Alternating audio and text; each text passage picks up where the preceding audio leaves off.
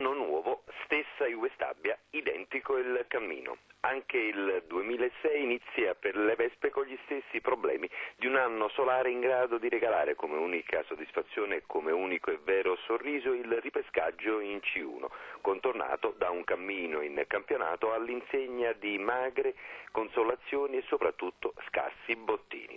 Così a Foggia si ripresenta una squadra sempre monca sul fronte offensivo e con poche alternative per ogni reparto. Mister Salvatore Di Somma propone un più equilibrato 4-4-2, un modulo tipicamente all'italiana, tanta grinta, tanta corsa e molta determinazione. Petrazzolo tra i pali, linea difensiva con Boria e Grassadonia centrali, Tacucci e Di Napoli ad agire sugli esterni soprattutto in fase di copertura, mentre al centrocampo le ali sono riservate a Sibilli a destra e Banacore a sinistra, posizione più avanzata per l'ex giocatore del Catanzaro, mentre Scoponi e Agnelli agiscono come cerniere del centrocampo e Arigò e Castaldo in attacco. È una Juve di categoria, nulla di trascendentale e di spettacolare, ma un 11 solido ed avvezzo al gioco di rimessa con veloci ripartenze. Allo Zaccheria c'è il solito clima intimidatorio per gli stabiesi, per i campani, insomma per i napoletani. Succede di tutto, ma per fortuna il pubblico Made in Sabbia si comporta in modo egregio. Di Napoli e soci vengono supportati da circa 200 supporters che naturalmente sono pronti lì sulle gradinate dello stadio pugliese ad incitare i gialloblu. Inizio equilibrato, ma al 10° minuto i pugliesi pescano il jolly.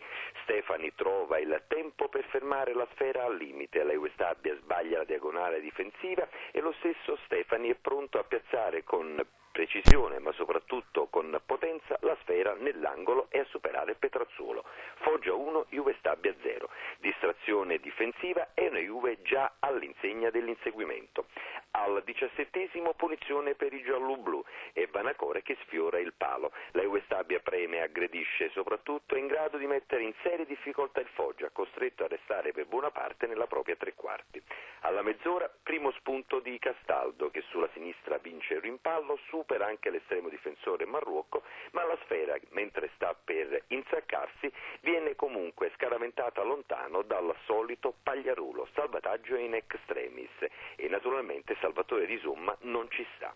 La Juve insiste ma è poco precisa in zona gol, dove l'astinenza era ormai diventato un dato costante e negativo per la rincorsa alla salvezza del club campano.